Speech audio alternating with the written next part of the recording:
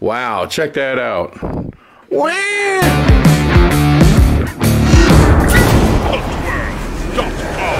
We said we were going to bring you more videos, and I went to this place a few years ago, Nashville Nightmare, which is right here in, Nashville. I got Riley here with me. The last time I was here, they did not have this gigantic Midway. I'm like, what the heck? This is bigger than a football field. When I saw this, it was just one entrance, and I was telling Brad myself, I think you have one big giant long haunt. Maybe you should break that up into multiple haunts. This is probably the biggest Midway in the entire haunted house industry. The recording of this video, almost March, and all the props are still out. Actually, it is March. It is March? Today's March the 1st? March 1st, yeah. Today is March the 1st. So we're going to find out why are all the props still out. Hey guys, Logan Sharp, General Manager of Nashville Nightmare. Hey guys, Nathan Graves. Worked with Nashville Nightmare for 9 years. Okay, now I am like completely confused. Okay. I'm very confused because I came here and saw Brad, and at the time when I came, Brad owned it, and then I know he sold it to 13th Floor, and now he works for 13th Floor, right? And he's one of their, he goes around all over the country and works on all the haunts, right? Yep.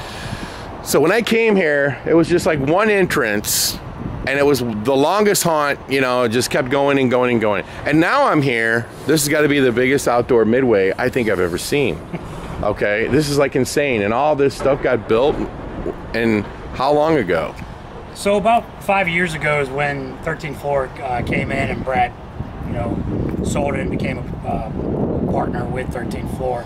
And ever since then, it's like we've started, doing the perimeter with the containers, but then also as some of the facades that you'll see along your tour, we started putting up some of these bigger facades just to kind of give our Midway more of a personality, but also give guests more things to do as they're here. Brad is a part owner of 13th Floor, right? Okay, Yes. So I don't think I said that right. So, but he sold his haunt into 13th Floor and became part owner of 13th Floor, correct. right? Okay, and he's like their main haunt guy. He's one of them, yeah. One of them, Yeah. okay. And so where are we at exactly? Yeah, so you're at the entrance of our entire property. Guests come in through the main gate there. Once they get their ticket from the ticket booth and their wristbands, then they proceed down here. And we just make sure that, all guests enter in through the metal detectors, get fully scanned. No weapons, alcohol, drugs of any type, just to make sure they're safe and all our actors are safe at the same time. You have all of your props still up. I mean, some really cool props. Are they left up intentionally or? Yeah, so we start taking down, a lot of the props have already been taken down right after the Love Bites event. But, once the season's over with, we get ready for Krampus. So then we leave the props up for Krampus, and then we have Love Bites immediately right in February. So then right after that is we start taking the smaller props down, and then gradually we'll start bringing the bigger props down for any type of repairs, prepping for the summer months and stuff like that. So we're in that phase of trying to take some of these bigger ones down. And how many special events do you guys open for? About 3 to 4. What are they? So we have Krampus, we have Love Bites, then we have Halfway to Halloween, and then sometimes we do something during the summer like Battleground or some type of zombie apocalypse type event. And I see you're making a lot of use of containers. Now, do they serve also as storage for all your props? Yeah, so as you can tell, we have the photo booth and then our mini escapes and laser maze. Those are all able, guests can walk in, but then other containers that aren't able to walk in, we use those as storage containers. So I think we got probably about half of them are storage, and then half are able to be used as something. It's a gift shop. Now, you guys have a gift shop inside. Yep. And then you have another one out here? Yes, sir. Oh, okay.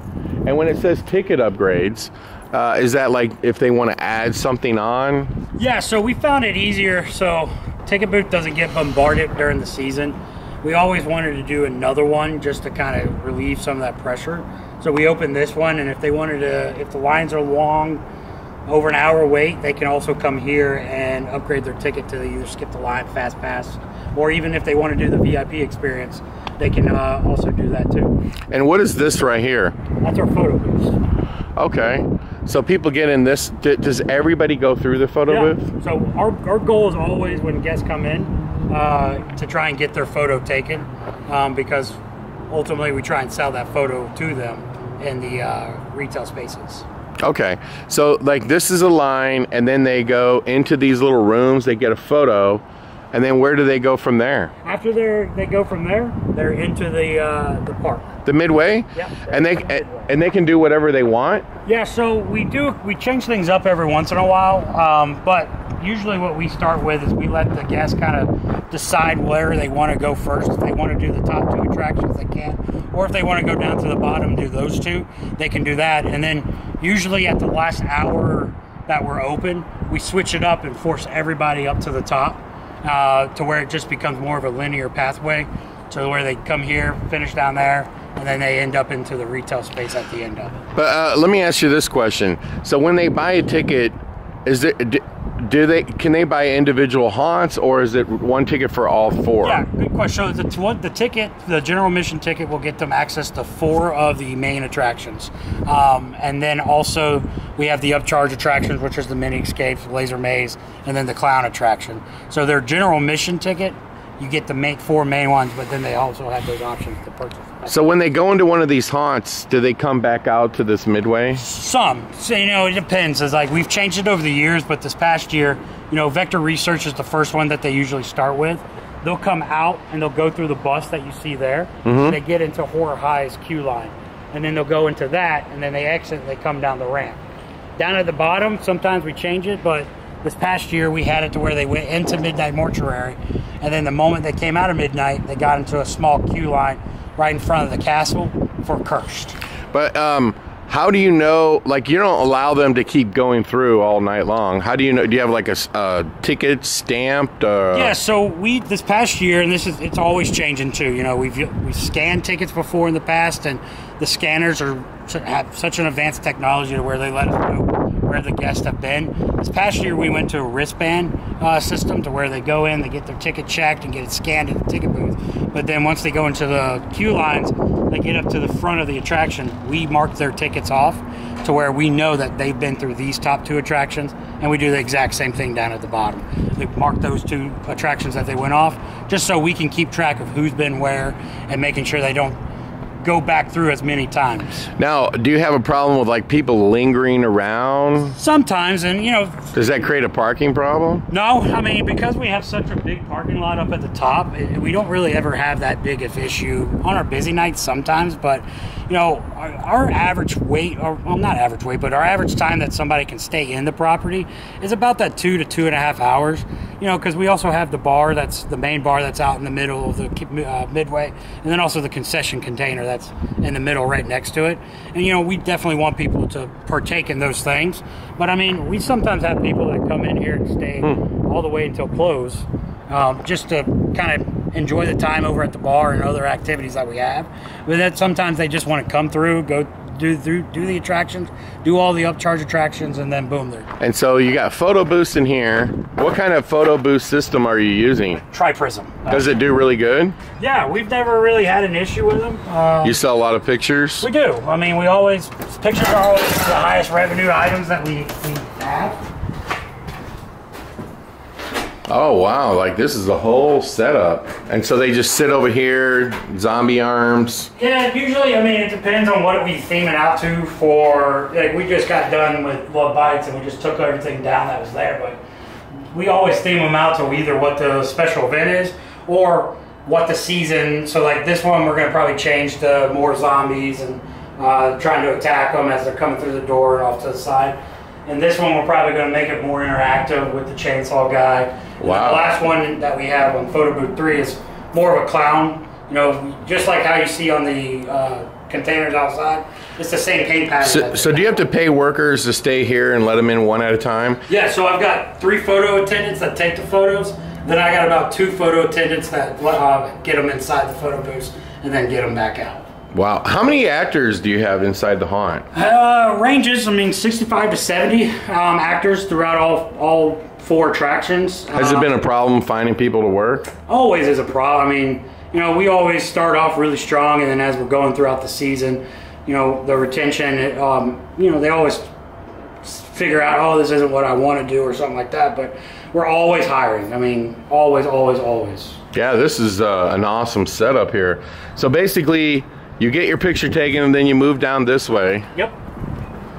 So is this kind of a bottleneck for you guys No, to I mean, take everybody's like picture? I said, with all the employees that I have right here, we constantly have it moving to where once they get down this ramp here, they're in the midway. Is that technically the exit of the midway? That is the exit. And then you have mini escapes. How many do you have there? We have 2. We have Dracula's Lair and Frankenstein's Laboratory. There's probably about 10 lasers inside the container. It goes the whole length of it, and they just have to kind of Mission Impossible through the lasers to get to the end to push the button, and they get 3 tries to do it. It's pretty difficult to do, but guests seem to really love it. And then you have what this just is like a photo op. Yeah, this is just a photo op for guests to take. Where the heck did you get those? I mean, I've never seen those before. I have no idea. They're almost like skeleton tikis. Yeah. They came when we had the woods. We acquired them when that shut down. And what's more popular, the mini escapes or the laser maze? They're both about, I mean, more people do the mini escapes because of how well those 2 are themed out. And, you know, 5 minutes, and that one probably takes you anywhere between 5 to 10 minutes. But, I mean, this one does just as good as these, but we always see a bigger line on these. Are these done like the same way that they are in Chicago? Yeah, almost, yeah. Except for these are in storage containers. Yeah, theirs is inside the building. Ours are in the storage container. Oh, that's awesome. Yeah. We saw those, so people can watch the video that we did of Chicago 13th floor. And you got an ice cream truck here. You're not serving ice cream out of it, are you? Nope, not serving ice cream truck. But it is a good introduction into the Outcast Carnival, which is one of our upcharge attractions. So people pay extra to come through the Outcast Carnival. So how much is this upcharge attraction? This is anywhere between $5 to $7, depending on the night. 5 to 7? Yep. Good thing about this is we keep as little actors in this. We have 3 actors. And we found that it was good to give the clowns chainsaws because, you know, the guests really hate chainsaws and clowns. The escape rooms and the laser maze. Does this one do the best? I would say so, yes. This one by far is the most popular out of the laser maze and the escapes.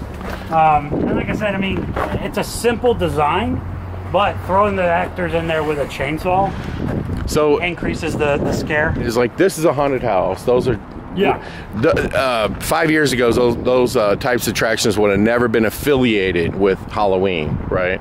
And now they are. But this has always been affiliated with Halloween. So what percentage of people would upgrade this? You said those would be 20. Yeah, I mean, it would probably be around that 30%. So it's a little bit more. Yeah, it's more. It's probably 30 to 35 because, I mean, we had a really good turnout for this attraction this past year. I think this was the moral of the story is that people want haunts. Yeah, mostly. They want more things that are going to immerse them into that experience. People want clowns. Yeah, they like clowns. And so we've taken clowns out of all of the haunted houses, and then you get those reviews. Hey, you guys didn't have any clowns, minus the couple that we had in the midway. And so we give that opportunity to people, and it's like, if you really want clowns, we have it available for you. You know, so. And it's not something that the other people that don't like clowns have to pay for.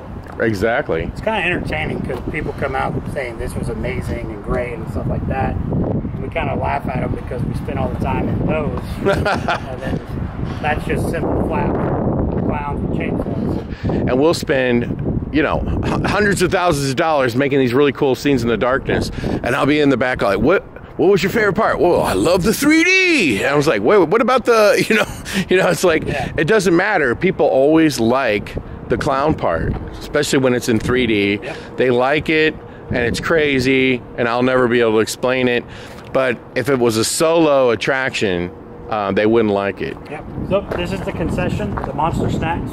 Guests can buy hot dogs, pretzels, nachos, a couple variety of beer options, small snacks, stuff like that. And it's right next to the bar, Nightmare, which they can buy liquor, drinks, also a variety of beers and stuff like that. Yeah, so we have a company, a third-party company, come in and do all of our alcohol sales for us and our concessions.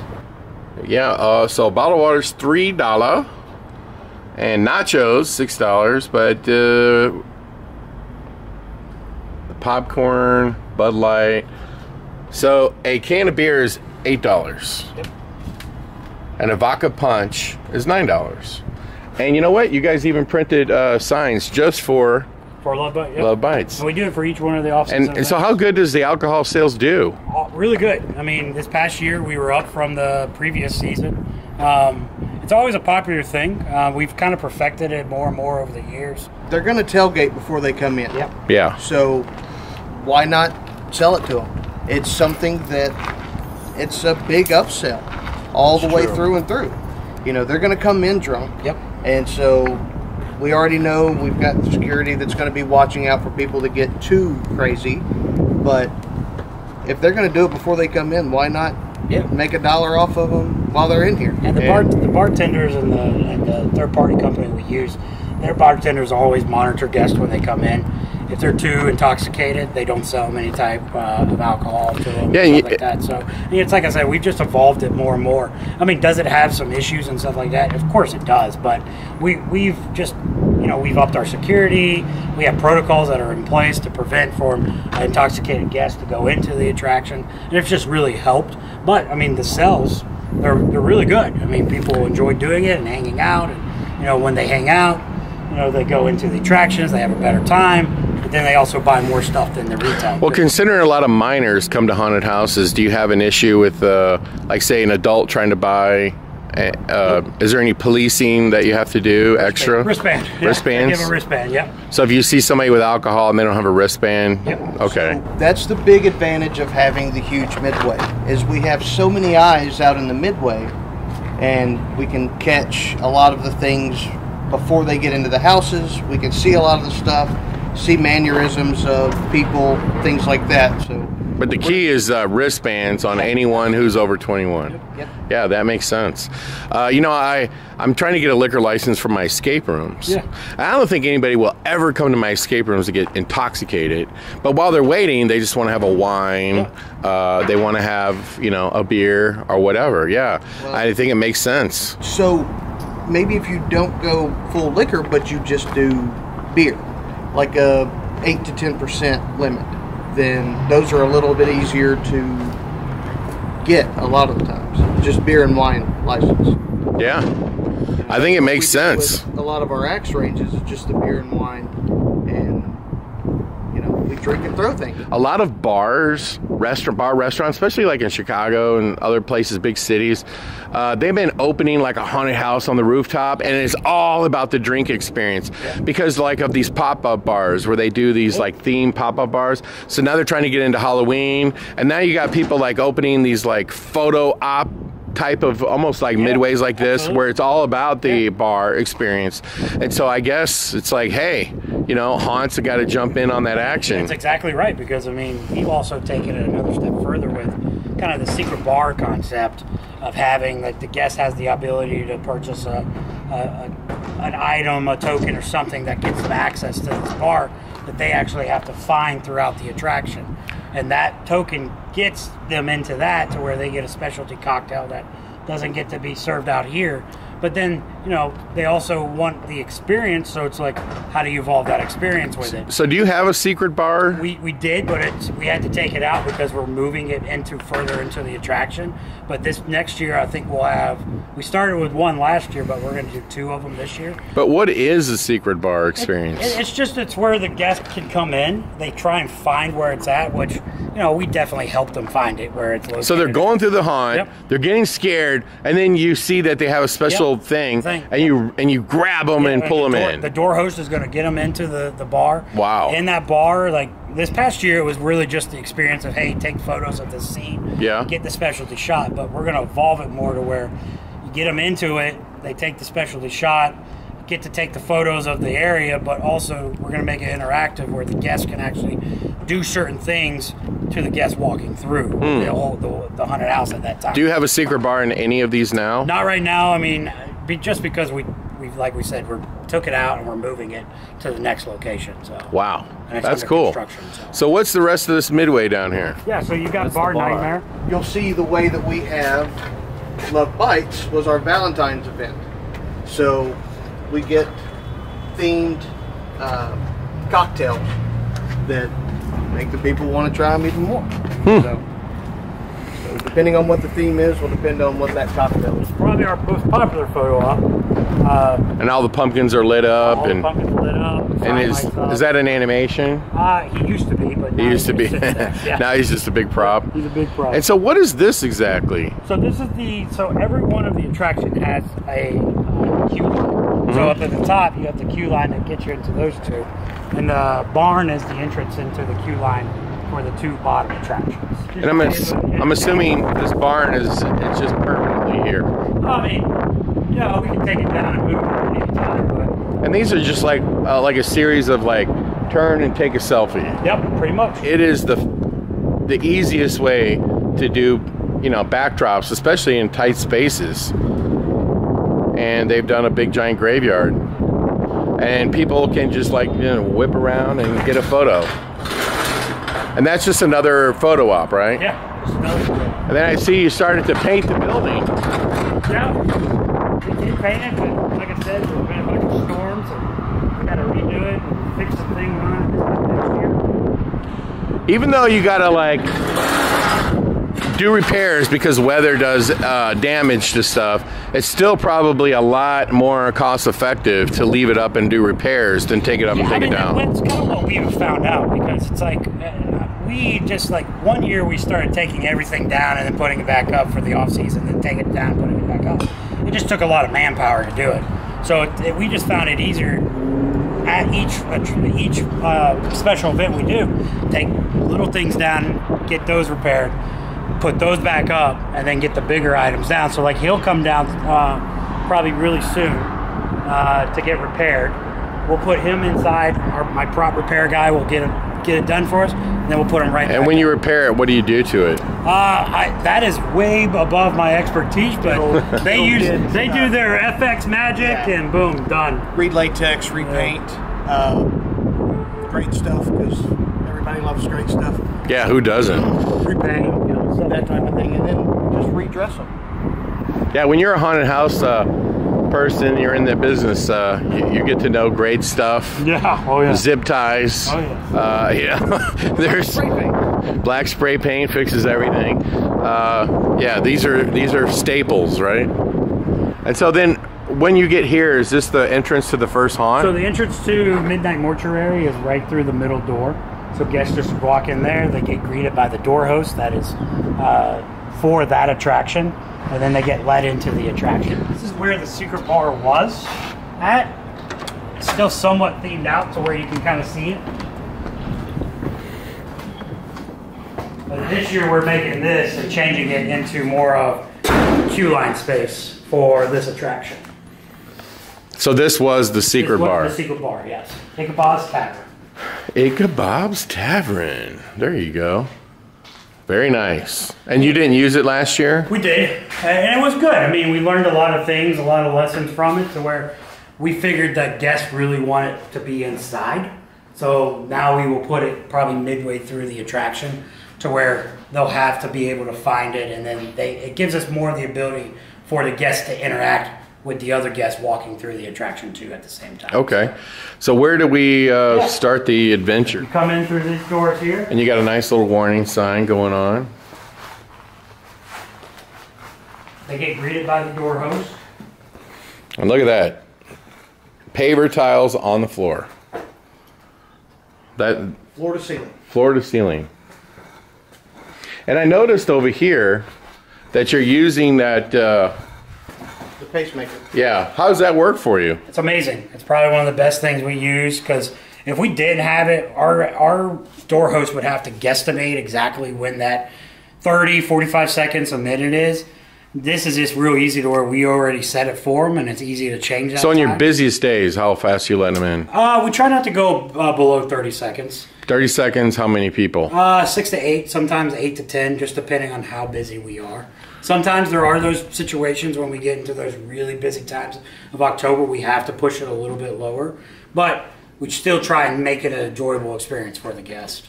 This is the largest of the 4. Largest of the 4. Yeah, so we have just look-throughs and stuff like that and some, but like the fireplace is your first actor spot.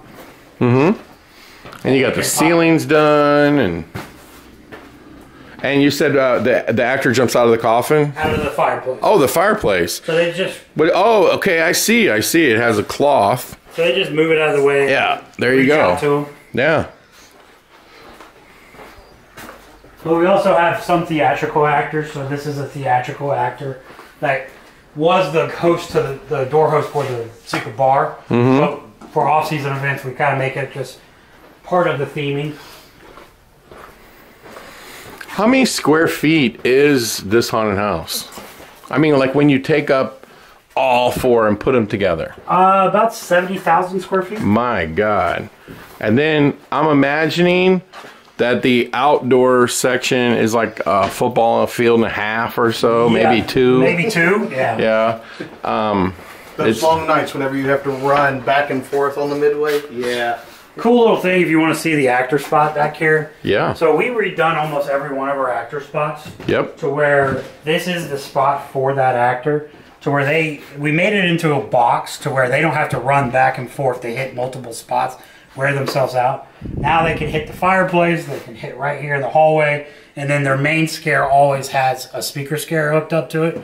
Speaker scare is pretty simple. I noticed this. What's this? This is the trigger for the speaker scare. Yeah. So you have just the board, which does an effect, but then also does a loud noise that is themed out to the attraction. And then some of your animations are worked into it, and you got speakers. I noticed like all your speakers are inside the scare boxes. Yes. They're also all off the ground. Yeah, well, I noticed like this is kind of nice. You've built like stands for the speakers as well. We went to, like, this was the old way of us doing it.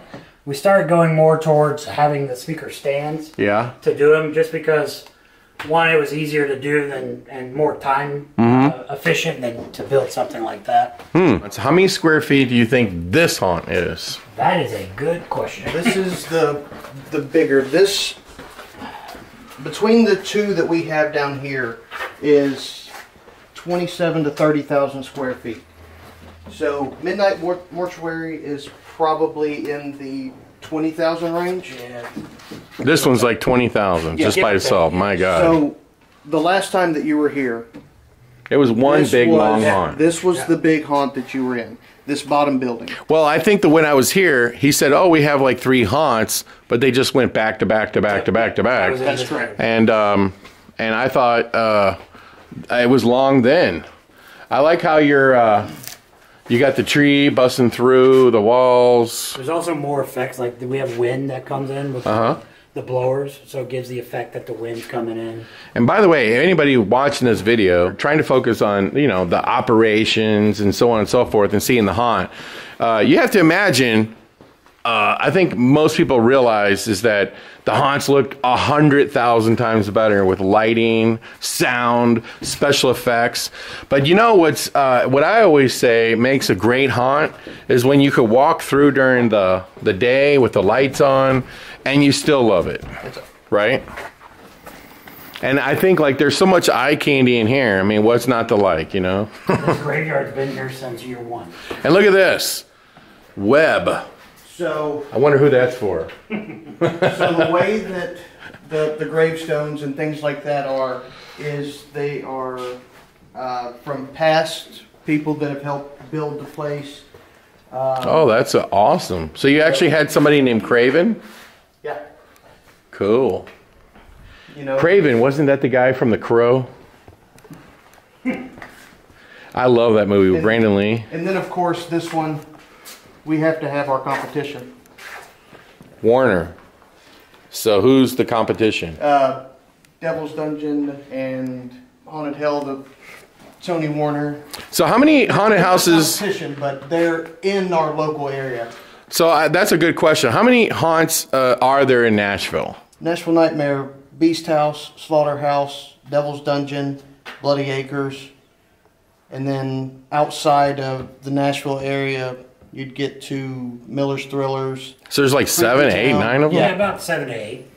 So Do you guys have, do you guys go visit all of those? Try to when we don't have something going on at the same time. Right. We try and go and visit as many as we can, and we encourage them to do the same. Like when we do our... I see you got like a little enclave here built for the actor. Yep. That's nice. Man, you guys have a lot of competitors. It's a good number of them, but it's like I said, we all kind of work together. We invite them out to our friends and family night, and some of them do the same to us. If we succeed, they succeed. Same for them. all friendly competition. So this theme is more of, you know, gothic and...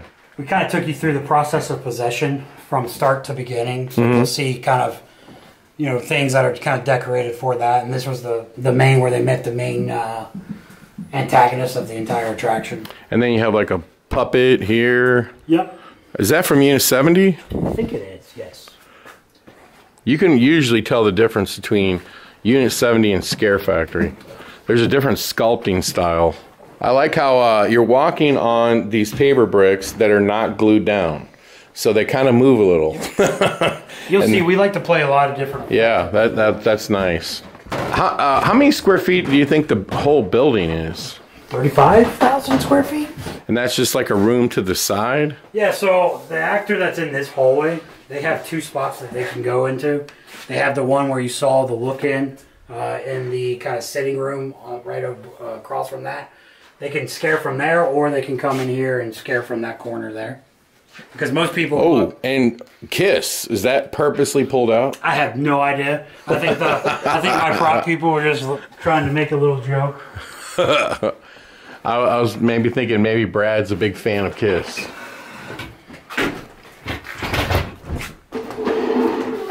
Like upside down room. Yep.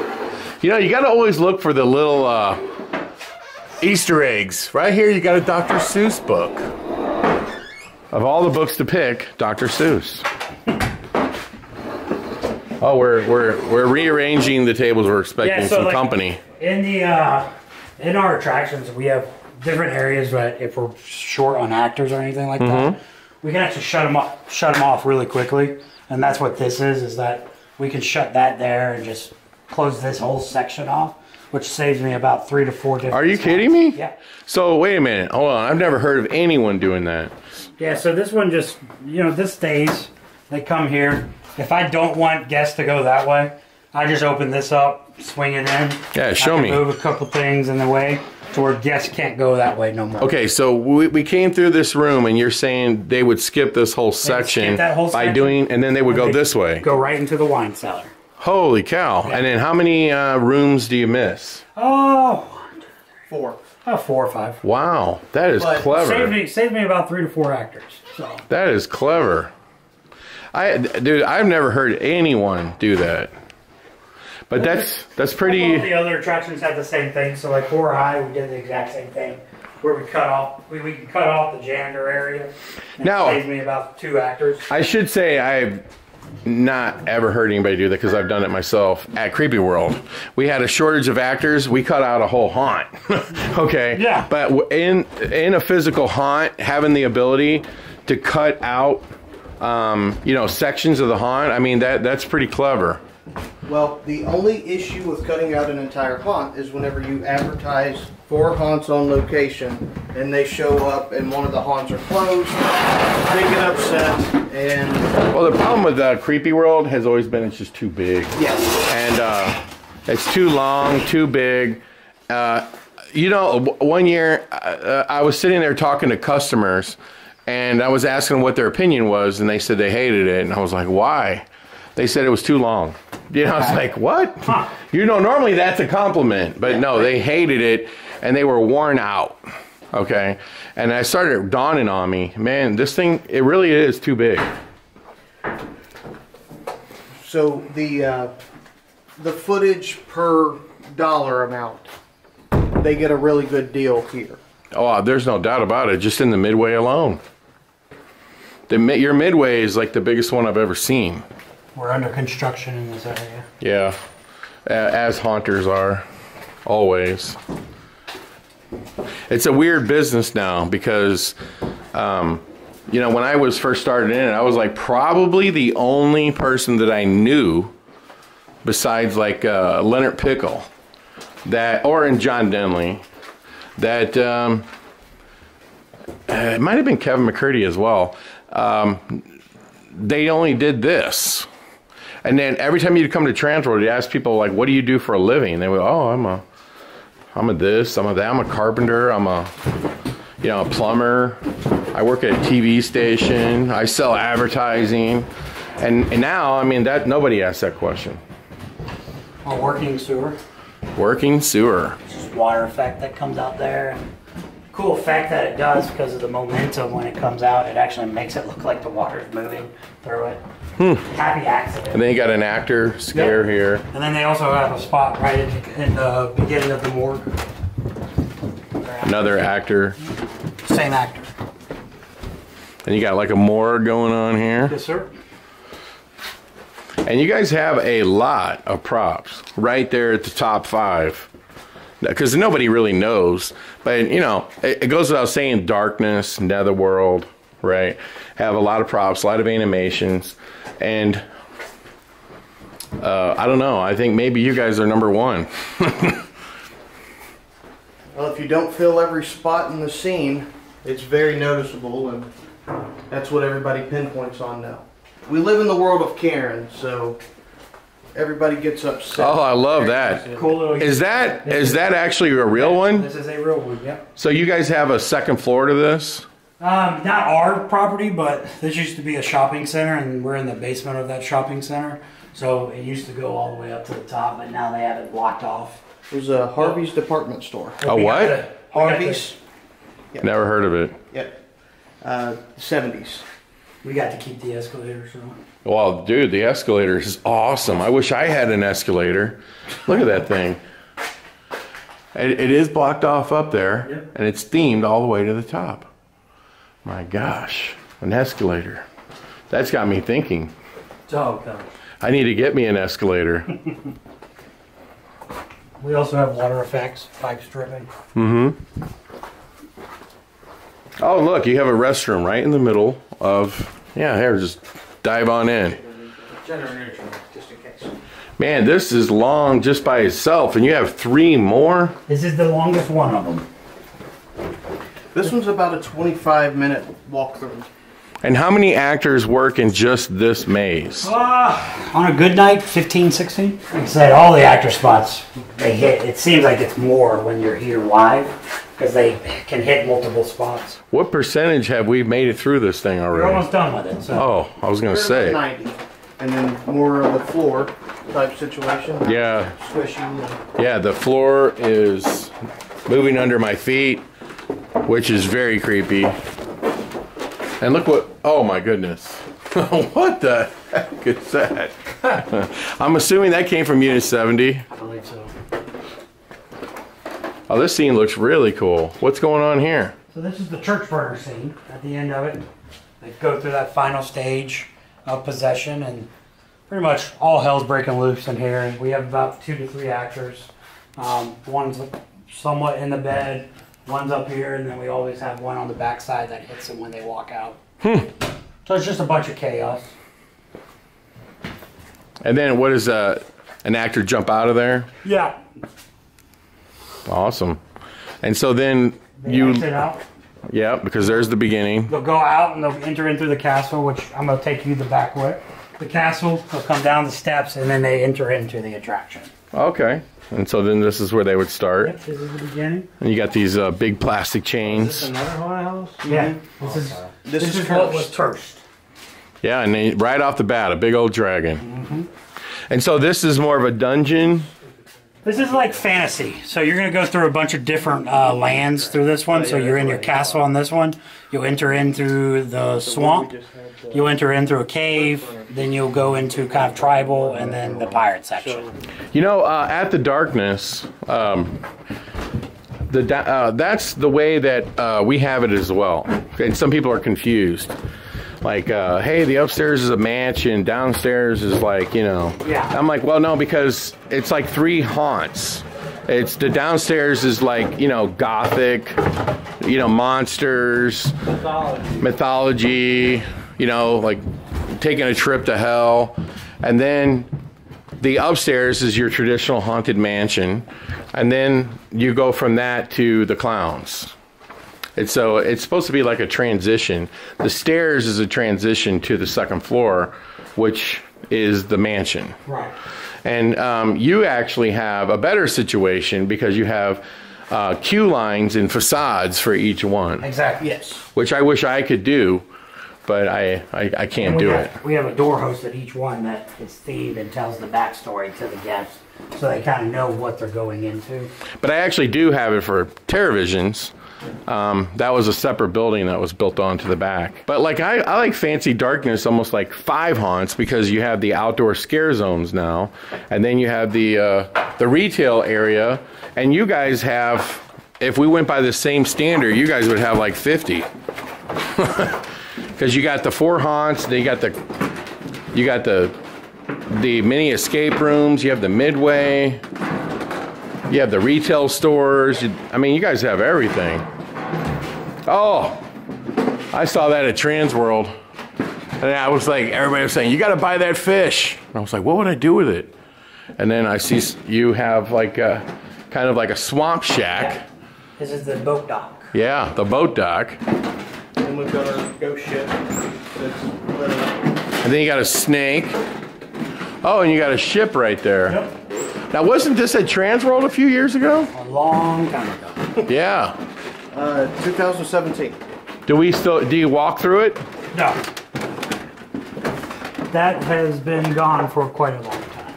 I don't think I've ever seen a haunt that had more camo net than you.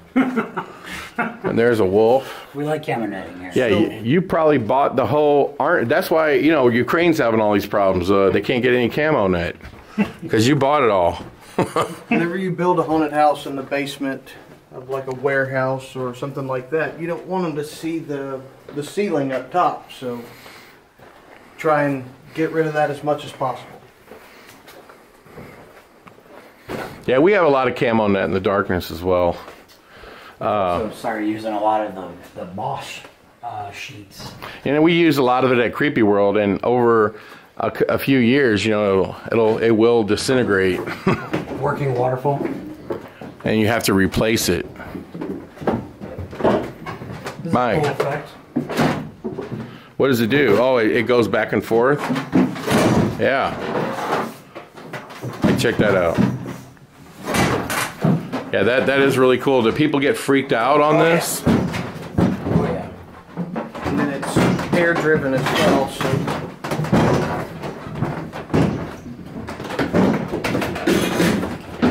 And we got a rope bridge. It's very cool. That caught me off guard. Oh, from Scare Factory? Yep. And I love your this door that you have on it. That would be great just for an actor. And we did toy around with, like, if we ever moved him out, which it's a pain to get him out of there now, just having an actor activate those doors. You're entering into the pirate section now. Oh, that the captain from Scare Factory. Your haunted house is just so long. I mean, like, Just 2 of them. yeah, I know. It might be the longest one that I've ever been through that was indoors. You know, and then some people like went after this. They have the Cthulhu going on, but this creature is really cool. Yeah. That looks like Unit 72. and then of course, like you said, the Easter eggs. Where's the Easter eggs? Little Mermaid's dead. Oh, the Little Mermaid. She's down there dead. That's where she belongs. So this is the 45-degree pirate ship. If it was full of water, I would turn it on for you, but water, if you see up at the top, when we're live, water comes pouring out of the top, which it seems like the whole ship is sinking at that time. So you have to avoid it? No, you just walk up, and it's something for guests to kind of look at while they're walking. Oh, okay. So water pours out there, but you don't walk down that part. No, you just walk up, and then you come around the other side. But it gives you kind of a 360 view of seeing the waterfall as it's coming down. Oh, I see. So you see a waterfall in here. Yes. And there's the sump pump right down there. Yep. And then you got the cannons that go off. Yeah, you know, a lot of haunts put these in Cannonball. their haunt. We've never done one in the darkness, but you have one in Chicago. It just like freaked me out. I mean, I couldn't even walk through it. They're a really nice effect. Yes. Is that the end of this haunt? At the end of this attraction. What is people's favorite photo op that you have? The Pumpkin Tower The Pumpkin Tower? is number one, and then I would tell you this guy's probably number two. And this guy's number 2. That's why I wanted to ask. 'Cause I was wondering if you would say this. Yeah, this guy's probably the second most. Huh. And then everyone loves taking photos in front of the two big banners, the Natural Nightmare one and then the Ouija banner that's on the other side. But these two are definitely what we see taken the most. Usually on a given night, we have 8 to 10 icon characters that are roaming around the Midway as well. So And there's a photo op. Yep. We change this out for every event. Where in the heck did you get this? It's a good question. Unit 70. He made that? I think. Oh, that is so cool. that and the Grinch. And he made the Grinch? Yeah, that's awesome. It's funny, we had these two left. Oh, that is so cool. You have a Nightmare, a Nashville Nightmare shirt that looks like a JD label, Jack Daniels. And I think that was clever, considering, you know, where you're located. Love Bites. And you know what is really funny? These little things right here. The Lego guys? Yeah. Lego keychains? Yeah, we sold them and they just sold out. Top seller, man. Top seller? We had to reorder during the season because we couldn't keep them. Yeah. And we also had little Lego guys too that were themed out horror related, and we couldn't keep them. They sold out. And then you have this hideous thing hanging here. How many people get freaked out and think that thing's real? Quite a few. I mean, that's also a really popular photo opportunity too. Yeah, so we got the two that are up at the top.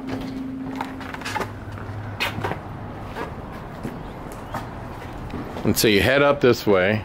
If you want to go through the full screen, we can go show you where the queue line is, and so you can get a good picture of the entrance.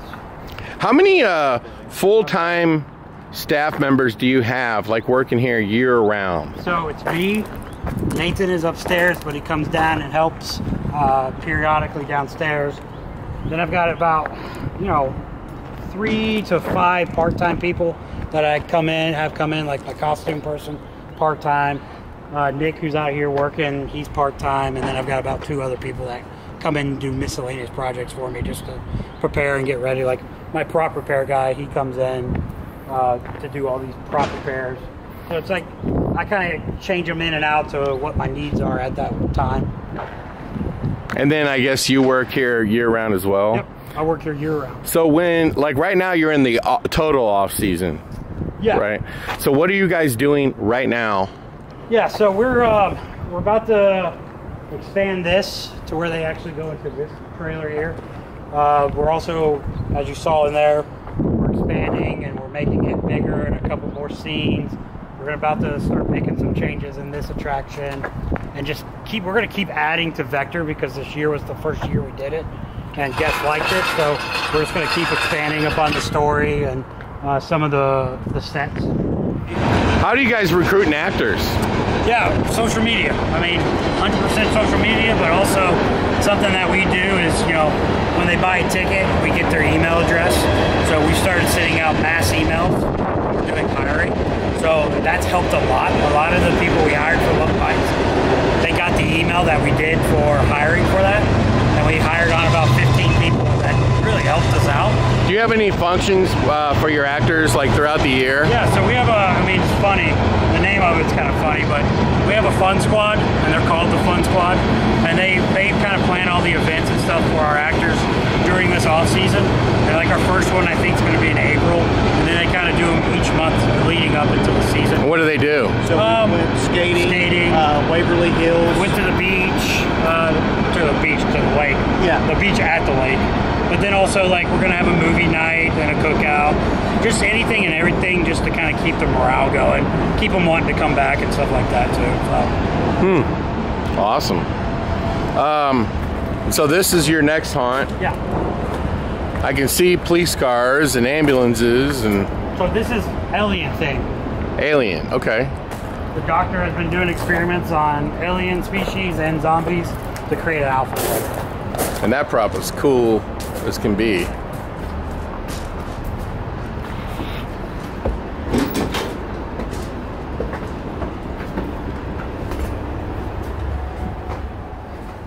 We gotta have an eyeball adjustment here. A lot of the technology that they're using, trying to figure out if we can integrate it over into the haunted house side, stuff like that. These are really cool. Do they say, hey, you guys can go buy what you want, or do they? No, I mean, we have a budget that we have to stay within, and they give me the budget for this attraction. Nathan helps out with the Jacksonville market, so he gets given a budget for that too. And our goal is pretty much to kind of know what our theming is going to be roughly for the year. So then we take that budget and what our theming is, and we kind of go and see what could fit. So do you guys actually go make the orders? Oh yeah, we go and make the purchases and stuff like that for each. So let me ask, what were some of the things you purchased this year? I bought a lot of masks from units from Immortal this year, but also I tried out a couple other companies that were doing some half masks, like Mr. Jimmy. He was somebody new, I think. I bought a couple masks from him to try out, and I bought some blood effects, you know, from Watermelon, I believe is the company that I bought it from, to kind of test it out, and it doesn't stain or anything like that. We tested it out. It was a really good product. Bought some props and stuff like that, you know, some just static props to kind of fill some scenes and stuff. But Fill some scenes? What are you talking about? We always try Look at him laughing over here. We're always trying to fill. He's like, man, you're being a smart ass right now. No, we're always trying to fill. No, I don't know about that. I don't know that you need any props. Look at that badass like alien up there. And they put the hooks on them so that you could see this right here, so that you could hook them onto your clothes, and then you could run around, look like you're being attacked by that alien. Where did you guys make all these yourself? No, the New Orleans production part of the company, they did a lot of these sets that you see. Man, it looks They do really them cool. pretty easy to wear. It's kind of like Legos, and they kind of just piece together, and then you just attach them and screw. Yeah, so you got a lot of nutty aliens going on here. So what's going on here? It's like she's getting... The alien extraction. A lot of lighting effects. And the light effects, as you're coming through the spinning tunnel, you see through this and see the extraction that's going on inside there. So. But then we also have air gun that we use as they come down around the corner and they shoot the guests. Is this the end of this haunt? This is the end of Vector. So we have one more haunt to go? You have, or you can take it to the bus. Time to go to school. We actually did this at Creepy World. Not anymore. No, because the bus got too destroyed over time. It's still there though. It's still there. It's just a prop. Out of the four, which one do you think people like the most? Or hot. This one? Yeah. So probably the most popular. I like the alien. And like people, we always start with the alien one. Try to. People like it, but for some reason they just always like or hot. You know what else was really cool at the Transworld show this year? Was somebody had brought a motion ride simulator. Yes. I just thought, you know, hey, I was telling that guy, you know, can we add special effects into this so people could get scared? You know? But that was really cool that was on the floor. I want to see more of that. Look at this. So we are in a high school. Yes. Evil High School. An evil high school. And this must be the principal's office where she's telling the parents how bad their kids are. Well, they look like they died from boredom. Not as big as you're talking. Yeah, yeah. Now that's really clever, you know, doing all the little banners and look at all the trophies and the football helmets. Here's the locker room. So this is, of the four that we have, this is the more in-your-face, old-school haunted house feel. Actors are a little bit more amped up in here. Of course, because they're kids. You know, Right. They're students. And here's, So, they're getting geometry. Look at that. He's sharpening his fingers. sharpening his fingers off. He headbutts the pencil. Is that an animation? Yeah, you know, I think I bought that from Unit 70. Everybody told me you gotta buy the pencil animation. Oh, look, he's cutting his arm off. And look over here.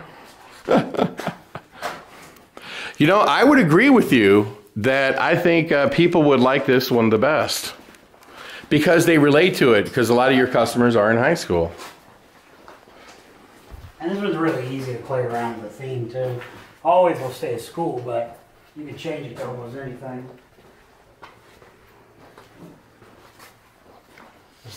Is this the music class? This is the backstage of the theater. Theater. Oh, the theater. Oh, okay, okay. Auditorium. Nice. And you have from Halloween 3, there's the witch and the pumpkin, and the skeleton's missing. Yeah, we gotta do some repairs. He's over there. What I really like too about your place is like that you made like the hallways for the school, and then you come through, right? And then you made it look like you go upstairs to another level. When you make it was these scissors effects, and I've told this to Poison Props, you've got like fully built out haunts. You can't, but you found a place to put it. You know, and that is hard to do. Yeah. Right? When they have those big throws. I think we've got 3 scissors. A couple of the witch chairs. Grannies. And then you got a library. And these used to be the Silent Hill, yeah. Turn them into newspapers.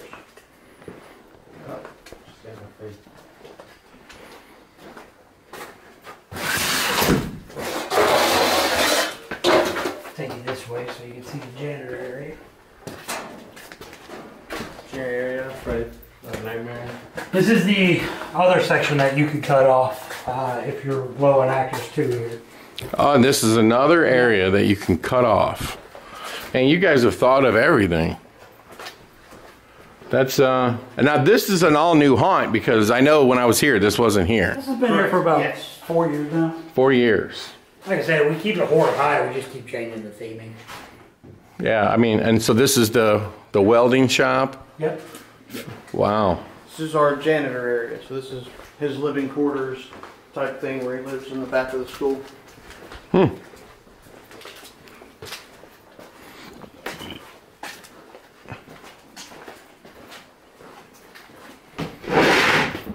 Now I guess I'm assuming we're getting to the cafeteria. Got it.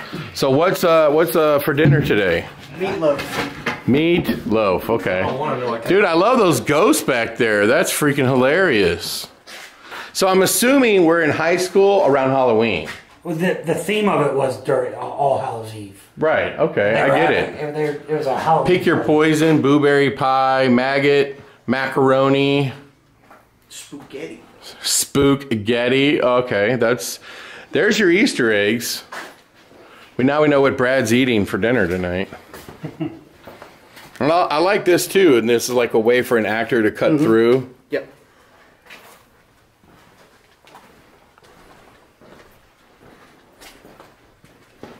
And this would be the nurse's office, right? Anatomy. Anatomy. Oh, okay. And This is high school. the only high school in America that actually has. We're not going to dissect frogs. We're going to dissect human beings. That's freaking great. And look at that. She's dead. You think? Yeah, there's no two ways about that. She's a goner. Now, when you were building this, did you have to like scour the country? Oh, yeah, there we go. Wow, check that out. Wow, Of what you're getting. that is awesome. Did you have to like scour everywhere to find these lockers? I mean, over the years, we've had so many people that have come in and helped and are either no longer with us. They've gone and they've found things, you know, just in Tennessee itself. Now, were you here when you guys decided to build this haunt? Yeah, I was here. But what this used to be was reformatory, which was already kind of a school at that time. And we just repainted it, and then a bunch of these lockers were at the Woods, and when that shut down, we brought all the lockers here, and we were like, and Brad just was like, well, let's bring Horror High back because it was popular back in his time. And when we did it, it just kind of took off from there, and we really can't get rid of it because this is one of people's favorite things that they walk through is this. A lot of stuff has accumulated over the 13 years. And that was the biggest thing that Brad wanted to do was we just had the bottom building at first. And then once we moved up here, Horror High was where he got his start at. That was one of the big haunted houses in the Nashville area. He was 16 whenever, well, it was a cult here, like a cult big haunted house. You know, 4 or 5 different locations that they would move to, defunct high schools, middle schools. It's time to bring Horror High back to Nashville. You know, this has been through so many changes over the years to where Horror High was the entire top building. And we had our, you know, carnival one year, which we had clowns inside at the end. Then we went to Reformatory. It did its 3 years, and we're like, let's bring Horror High back. That's what everybody wants anyway. Dude, you have a lot of areas where you can like see through to a scene on the other side. Yep. The only thing you're missing is like a football game where you actually get tackled. Well, that's what this guy does. This is where our chainsaw guy's at, so he tackles you on the way out. No, I'm talking about physically tackled. That sounds like lawsuit. But it would be so real, so realistic. Remember the world of the Karen that we live in now, so... So that's like the whole place. That's the whole place. And you open for... You open again this year, right? Yeah, so we'll do halfway to Halloween in May, and then we'll open September 15th. Do you have air conditioning inside the building? We wish. No. We wish. We don't either. The building, all the places upstairs, we kind of rely on their air conditioning because it kind of travels back down to us and makes it a little bit better, but no, we don't have air. We wish we had air conditioning. It would be better for the actors. People have asked me so many times, like, can you do, like, you ought to do an event in the summer. And I'm like, oh, the actors would die. When we did our summer event, we usually try and break them more during that time because it does get pretty hot inside those buildings, especially with the mask and makeups and stuff like that. 92 degrees at 6 o'clock. It's a fan favorite thing. Yeah, Fans they love loved it. All our actors, they come through. This is where they first stop and they see the performance leads and then the costume lead. They'll get their part, their lanyard, and then they'll get their costume. And then once they get those things, they'll travel down to the actors lounge. Yeah, you guys have so much space. Like, I wish I had that kind of space. And you got a Home Depot 12-foot skeleton. Like, what would a haunted house be without one, right? Yeah. This is a actors lounge. And so the actors can hang out in here? Yep. They get ready and they get in their costume and then they sign in to get their makeup or mask. And you have a bunch of changing rooms, which we don't have. After that, they pretty much just relax. And then this is like where the makeup stations are. How many makeup artists do you have? On a good night, 8. But what percentage wear masks to makeup? It varieties, man. I mean, we try and do more masks than makeup, but I mean, most people know that actors are going to complain about a mask if it's uncomfortable, stuff like that. So, I mean, each attraction, I would say it's going to probably have about 30 to 40% mask. How many people total does it take to run Nashville Nightmare? With actors and event staff, makeup, everything, all in total, probably 165 to 175 people. Okay, 160, let's say. What percentage are actors to everything else? So actor-wise, we run about 65 to 70 actors. Event staff, we can run anywhere between 30 to 35 event staff. And then security, I always have about 8 to 10 security. Makeup's 8 to, on a good, like I said, 8 makeup artists. And then I've got leaders too, like performance leads, makeup lead, costume lead. You know, I've got a bunch of leads that kind of help me manage all the different sections to where I'm not running around like a crazy person. The Nashville area is is an area where, like, when you hear people talk on the internet, they want the show to move to this city. Right. Yeah, you know, that's all because of Broadway. All because of Broadway. Yep. Yeah. Yeah, it would be fun to hang out there. Yeah, we just had Legendary come this past year, and they all had a great time here in the city just because, you know, they got great show from 4 great attractions, but also they got to experience the downtown Broadway, which is the fan favorite, man. Everybody goes down there, and that's where you get to see the Woo Girls and all the bachelor parties and stuff like that. Pedal taverns. Yeah. Yeah, you know, I think the problem with Nashville is that it's just gotten real expensive here. Oh, it is expensive. Yeah, it is expensive. Still fun, but expensive. Hotels have gotten expensive. It's become a real popular convention city. Yep. Everything is like super expensive. Yeah, and housing has gone insane here. Yeah, this is a very popular city, and you guys were in it before it blew up. Do you guys have any other kinds of attractions in the building? Because I see you're wearing the axe throwing shirt. Do you guys have another business in this building? It's right upstairs. Oh, you have an axe throwing? Like, this is a big thing now in the haunted house community. You know, expanding out of the haunted house industry. And so right above Nashville Nightmare, which you did not have the last time I was here, you have an axe throwing facility.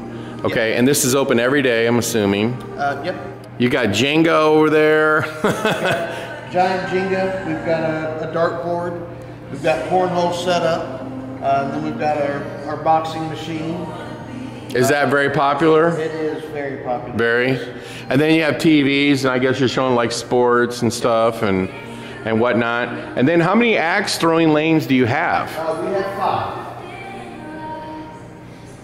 And then I noticed you have the, Project. and so that plays like different games. Yeah. And then how do they choose their games? With an iPad here? So we've got the touchscreen monitor. So.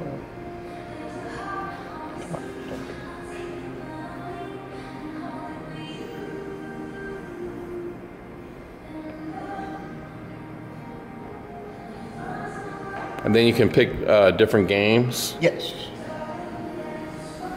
And now, have you found in axe throwing that makes a big difference? So it gives the customers more than just throwing at a standard target the whole time. Mm-hmm. So they have different games that you can play, things like that. So got zombie attack, warship, 4 in a row. Does it keep score for you, or do you do that manually? Doing it manually right now. So that could be something that comes up in the future, but And so is this place like booming like every night? Usually busier on the weekends. Mm-hmm. It's a primary reservation-based situation, but we're always open for walk-ins if we're available. Is it open 7 days a week? At the moment, yes. Yeah, and so you have, do you have a bar in here too, I'm assuming? We do. And what's this world map for? So the map pretty much shows, it gives you a chance to put where you're from. Oh, and so you're saying people have come here from all these different places? Yes. Oh my goodness. Wow, and then there is the pins. And so I guess if you're from Nashville, you don't put a pin in. That is true, which is where I'm from. So Wait a minute, let me see if anybody came from St. Louis. Well, probably, because the pins are all over the place. Man, you've had people come from all over the world, essentially. Yes, so... And is this like a photo op here? It is, yep, that's our throne. So you can... Oh, and you even have that game. And so, so you just have like stuff going on that people would like to do even if they don't throw axes, such as cornhole. And you have, what's that hook game? Yes, just a hook and ring type situation. Yeah, I know, those are annoying. Like they become obsessive. Like you get obsessed with doing it, right? And you have a dartboard. I just noticed you have a dartboard. And you have a full-blown bar. So we do beer, seltzers, and then we've got the club tails, which are a mixed cocktail. But you don't do like mixed drinks. Nothing too serious, no. 10% lower. And you have a little, that's cool. I've never seen that in axe throwing. You have like a little window setting over there. Yep. Have you noticed that when you run the haunted house that it gets even more busy? Yes. Yeah? We try and promote it as much as possible downstairs while the haunt's open. We'll pass out our coupons, flyers to give them directions to get up here. So, How long did it take you you guys to build this? we've been at this location since April of 2019. Mm-hmm. We've got 11 locations across the country. I think we're right at about 8 to 10 years on the Class Axe. I even noticed you got the, what is this called? Hopscotch, butterscotch, whatever it's called. That's clever that you have that also. You know what you need though? Pinballs. I don't know anybody that sells pinballs. I can get you pinballs. Nah, yeah, but I don't want to steal anything from Larry. No, but I do think that pinballs, that people have done pinball arcade or pinball bars, and they've become extremely popular. We have that in the pipeline that we're thinking about doing. We've looked at some of the arcade games just to kind of keep people here drinking. Even if it was just like a Pac-Man Galaga, I mean, an NBA Jam and a Mortal Kombat, those are really cheap. Why don't you guys have escape rooms? We do have escape rooms. You have those here too? Yes. Where are those? Those are next door. Are you kidding me? I am not kidding you. Okay, so this is like, this just doesn't end. I didn't know you had escape rooms. And so With Class Axe, we also have Great Room Escape. Great Room Escape, we've got... and you have popcorn and you have chips. Is that all you have in terms of food? we have D's Nuts also. D's Nuts, okay. D's Nuts. Now, so are you actually open right now? Yes. And what is all this right here? So these are name tags from all of the guests that have came. We ask you to pick your best axe name. Funny, punny, whatever you want, anything but your regular name. So you get a lot of smart axes, axe holes, things like that. Because your regular name's, it's not fun. So we want you to come up with something that's a little bit more clever, punny, things like that. I like that. Back that axe up. That's funny. So what does better, the escape rooms or the axe throwing? Right now, it's probably about 50-50, but I would say 55-45 on the escapes. Escapes do a little Yeah. bit better. Just- How many escapes do you have? We have 2. You have 2? Yeah. And so do they book right here? So this will be the main entrance. They'll come in if they already have their reservation. So we've got Spellbound. And that's which this is- one? Yep, which is our vampire room. Mm-hmm. So this is like a 5 out of 5 difficulty level. Oh, so this one's hard. This one is very hard. This one's got about 40 puzzles in it. So between several rooms. Holy cow. Yeah, this one, scare factor is not that high, but the difficulty level is. 3? 3 Okay, rooms. yeah. Most of our escape rooms are 3 as well. And so, like, it's just like a witch theme? Yeah, so you have to kill the final vampire. And then that's like a pre-show? This is where the clues and things like that come from. Oh, okay. So, we've got the cameras in the room so we can see everything that's going on. We've got the monitors. Yeah, we can talk to you in the room. how many people can play at once? We suggest up to 8. That way it 8? doesn't get too cluttered. The other one is our zombie room, which we have a live actor in. How does that work? How do the customers react to? Absolutely love it. Do they? Yes. I can bring you into this one because this one doesn't really show many of the clues. But our zombie is chained up. Yeah. And as the timer progresses, so does his chain. So at the beginning, he could be about right here. Once the hour is getting closer, he can reach all the way to the elevator. If you get tagged, you're out for 3 minutes. You Oh, can't help, okay. you can't say anything, you can't move. Mm-hmm. So difficulty is about 3 out of 5 on this one, but the fear factor is definitely a 5 out of 5. And how many rooms is this one? Just this one. Just this one? And so you can't get touched by the zombie? That's right. But do you have to get into the room where the zombie's at? You do. So how do you, well, I mean, I don't want to give anything away, but so there's a way to get the zombie away so you can get in here.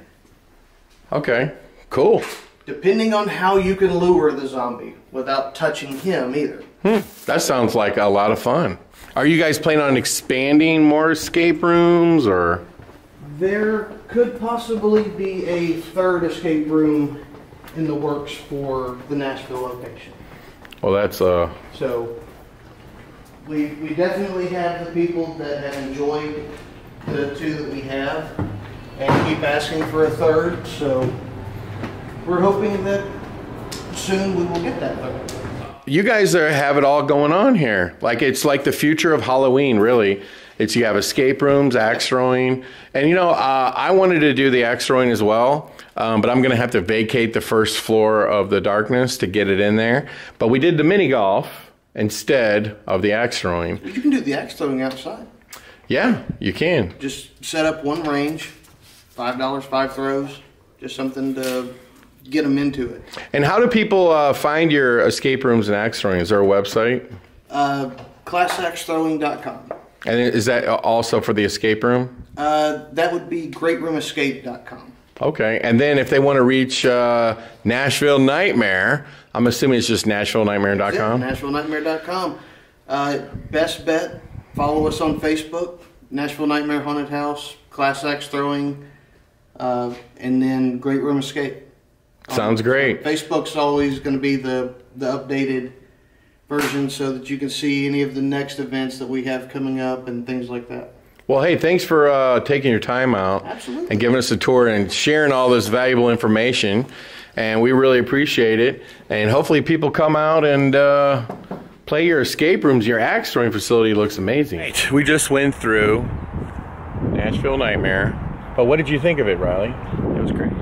Yeah, their midway is like the alien one. You like the Alien Haunted House? It's like Silo X. So, out of the 4, you like the Alien the best. Yeah. I thought the Alien was by far the most detailed, but I like the school one the best. School's Yeah, cool. because I can see people getting scared of that because a lot of your customers are teenagers and they can relate to it.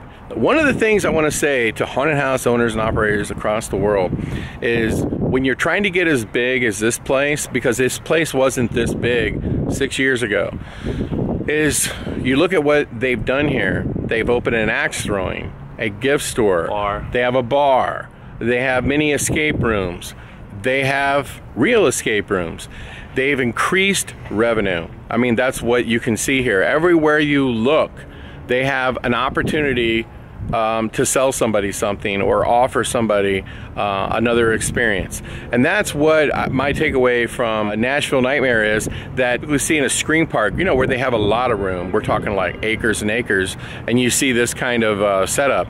That if you come here, you can see, no, this is possible as well. I was very impressed. I think this is definitely one of the biggest attractions. I mean, I don't know how many we're going to be able to find any bigger than this. You know, in a lot of ways, it reminds me of Netherworld in Atlanta, but just way bigger. This place is absolutely massive. I've never seen a midway this big. I would highly suggest you come out to Nashville Nightmare. And I want to thank everybody from 13th Floor and Brad specifically and our tour guides today for a great experience. Make sure you like and subscribe to the page because we're about to film a whole bunch more haunts. And we are really focused on seeing some of the most unique and best haunts we can and getting the perspectives of the owners. And that's what this video is all about. It's not about like, hey, let's turn everything on and see everything. It's about finding out what makes haunts tick, what they're doing different than the next person. It's just a different kind of video. So like and subscribe to the channel because we are doing more videos. And I just want to say this because I keep saying it, but we're not trying to be famous YouTubers or anything like that. We're doing what we have always done, especially with the Haunt World videos, showcasing the haunted house industry, and we're trying to help haunts learn from other haunts. And that's what we're trying to do. And we appreciate the haunts allowing us to come in their places and showing us everything. So we learned a lot here today, and we want to again say thank you. Make sure you like and subscribe to the channel because you're going to get a perspective that you will not get from any other YouTube page. Haunted house owners going through other haunted houses and trying to extract the secrets that make these attractions very successful. And you know what's great about the haunted house industry today is that they're sharing. Everybody's sharing and offering information about what they do. and we can't be any more thankful. Ain't that right, Rowley? That's right. Now you want to come back during the season when it's open, right? Of course. Of course. We won't have time for that though. Oh, because we run our own hot. No, they're open 31 nights. We're open 21. So we should be able to make it. So now that we're in Nashville, we're gonna go where? Get some hot chicken. I don't like hot chicken. He does. But I'm gonna get hot chicken. Yes. Until next time. Happy Halloween, pleasant screams, and we don't have a little themed outro. Okay? Peace. Take care. For scary videos and more, subscribe to our YouTube page, huntworld.com.